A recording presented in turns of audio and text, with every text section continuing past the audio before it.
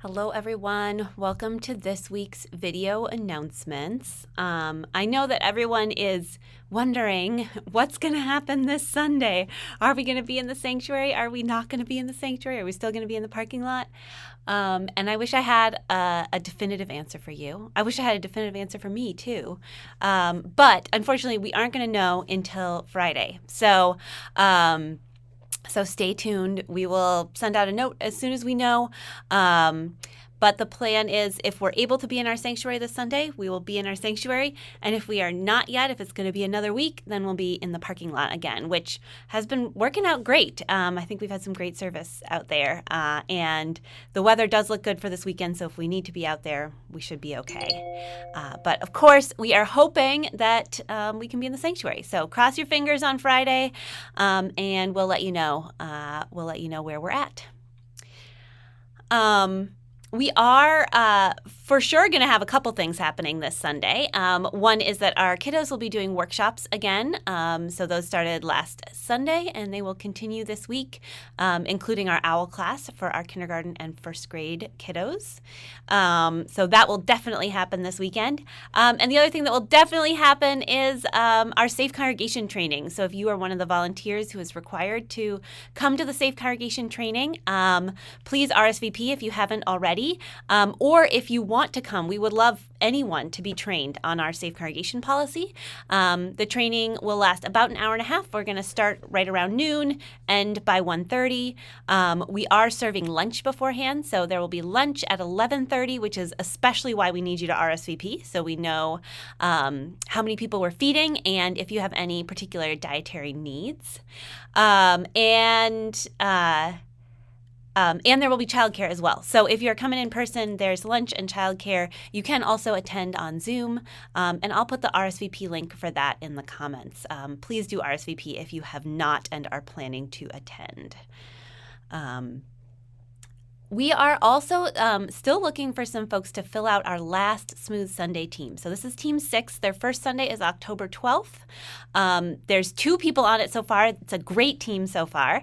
And we need 3 more people to join it. And then our Smooth Sunday teams will be pretty much filled up. So if you are able to be on a Smooth Sunday team and you haven't signed up yet, I'll put a link in the comments to where you can sign up. And we would love to have you on Team 6. If you look at the dates and Team 6 dates don't work for you, feel free to fill out the form anyway. We would love another person on each team. So if the Team 6 dates don't work, that's okay. You can sign up for another team still. But we especially need people for Team 6.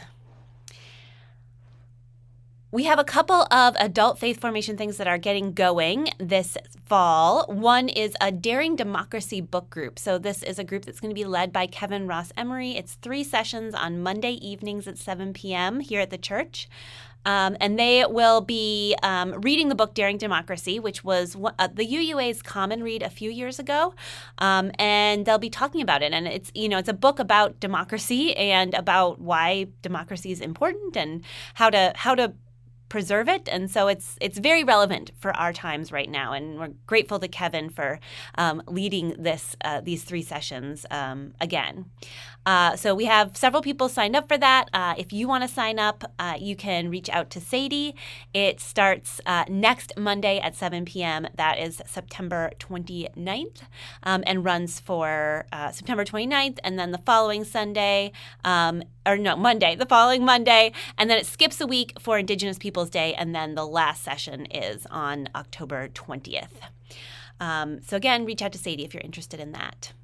We also have our covenant groups that are forming for the fall or reforming. We have several different covenant groups that you can join, including a new men's covenant group that is going to be meeting after church on the 3rd Sundays of the month. Covenant groups are small groups that meet for connection and conversation around our theme of the month. They meet once a month for about an hour and a half usually, and it's a great way to connect more deeply to other people and to deepen your own spirituality as well, as it's an opportunity to go deeper on those monthly themes. So I'll put a link in the comments where you can sign up. There's a form where you can indicate which group you're interested in. So I'll put that link in the comments for you.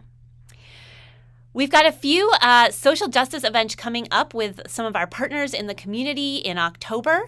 The first one is the MICA Dinner, which is the Granite State Organizing Project's biggest fundraiser of the year.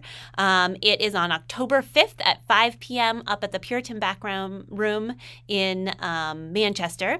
And the highlight of the MICA Dinner are the MICA Awards. These are awards given to people from GSOP communities who are embodying the verse in Micah that calls on us to do justice and love mercy and walk humbly. And we have a Micah awardee in our congregation again this year. Kate Messner is going to be receiving a Micah award, and we're so excited for that, and so excited to honor all the work that she has done in our community. And I would love to have you join us for the Micah Dinner. We have 2 UU tables, and we have, I think, 6 or 7 seats, 6 seats left at our tables. The seats are $50 each. If you would like to join us, reach out to me, and I will let you know how you can pay for one of the seats at those tables. So would love to see you on October 5th for that. On October 17th, our Nashua NAACP is holding their Freedom Fund dinner. Again, it's for them. It's biggest fundraiser of the year. It's always a really good program. They always have a good speaker and it was really fun last year. So I hope you might join for that. It's a Friday night. It is at the Nashua Country Club, and I will put a link in the comments to where you can buy tickets for that. I know a bunch of UU Nashua folks are already planning to be there. And then finally, the Crop Walk. This is the Nashua Area Interfaith Council's big Love in Action event for the year. It is raising money for hunger both locally and globally. And it is a chance to connect with others in the interfaith community here in Nashua. It is on October 19th on that Sunday afternoon. We have a UU Nashua team that we would love for you to join if you want to walk, or you can donate to the team if you aren't able to walk or don't want to walk. You can just donate to our team. And we have a goal of raising $2,500 from UU Nashua. And I'll put a link in the comments to where you can sign up to be part of our team, or you can donate. And if you have any questions, you can reach out to Michael, our ministerial intern, Michael Packard. He is our recruiter for that event this year. So again, that's October 19th. And I'm also hoping that you'll save the date for November 8th. November 8th is when we are planning to celebrate the completion of this construction journey.